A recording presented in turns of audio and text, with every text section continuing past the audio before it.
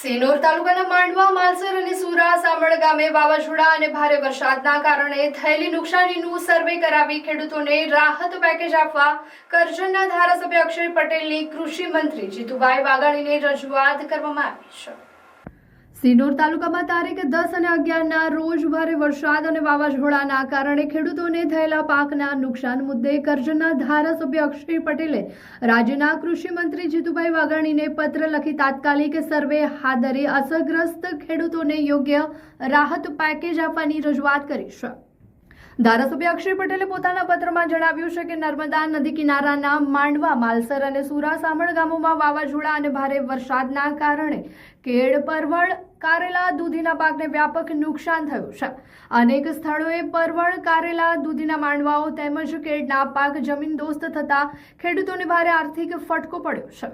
આથી અસરગ્રસ્ત વિસ્તારોમાં તાત્કાલિક સર્વે હાથ ધરી પાકના નુકસાનનું મૂલ્યાંકન કરવામાં આવે તેમજ રાજ્ય સરકાર દ્વારા ખેડૂતોને યોગ્ય વળતર અને રાહત પેકેજ આપવામાં આવે તેવી માંગ કૃષિ મંત્રી સમક્ષ કરવામાં આવી છે।